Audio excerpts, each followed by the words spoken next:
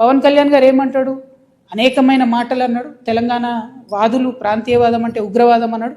అనుకుంటా నేను గద్దరన్నకు కారు కొనిచ్చిన అన్నాడు. అంటే మీరు మా కళాకారులను ఎందుకు అవమానపరుస్తారు? ఒక పక్కనేమో ప్రొఫెసర్ నాగేశ్వర్ మాట్లాడితే ఆయన మీదకి వస్తారు, మేధావుల మీదకి. ఇంకో పక్క కళాకారులు. అసలు మీరు కూడా కళాకారుడే కదా, మీరు సినిమా యాక్టరే కదా. ఆయన ఎన్ని ఫోక్ ట్యూన్స్ దొంగతనాలు చేసి మీరు సినిమా పాటలు పెట్టుకుంటలేరు. ఇచ్చిర్రా ఎప్పుడన్నా రాయల్టీ మీరు ఫోక్ ఆర్టిస్టులకి? ఎప్పుడన్నా ఫోక్ ఆర్టిస్టులను ఆదుకున్నారా? చిన్న నిర్మాతలను ఆదుకున్నారా? ఒక విషయం సార్, పవన్ కళ్యాణ్ నేను నటుడుగా కంటే మానవతావాదిగా ఫస్టే గుర్తించాను. నాకు బాగా గుర్తు, జూన్ 14 తారీఖు అనుకుంటా.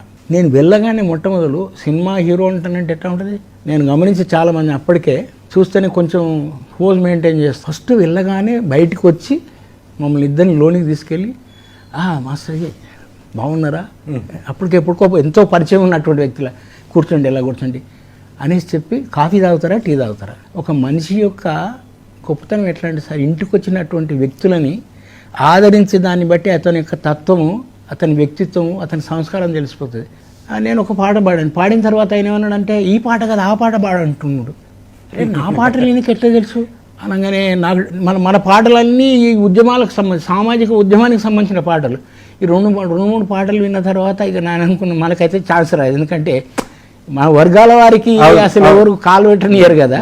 ఈయనేంటిది ఈ పాటలని అడుగుతున్నాక నేను పాడినటువంటి పాట, జోగిని వ్యవస్థ మీద పాడిన పాటను విని ఆయన బొట్ట కన్నీళ్ళు రాల్చి నా చేయి గట్టిగా పట్టుకున్నాడు. ఏం మాస్టర్ ఇంత అద్భుతమైనటువంటి ప్రతిభ పాట వాళ్ళు, నేను ఎందుకు ప్రొఫైల్ మెయింటైన్ చేస్తున్నావు, నేను నీకు నా సినిమాలల్లో చేస్తున్నా, ప్రతి సినిమాలో నువ్వు పాట రాయాలి అని చెప్పి అప్పటికప్పుడే మళ్ళీ రమణ గోగులను పిలిపించి ఇట్లాగా అంటని చెప్తే ఇద్దరు కలిసినాక చెప్పినాక అప్పుడు నేను మళ్ళీ తెల్లారే పాట రాసి తీసుకొని వెళ్ళినా. దర్శనం మొగలయ్య ఇప్పుడు ఈ పేరు చాలా మారుమోగుతోంది.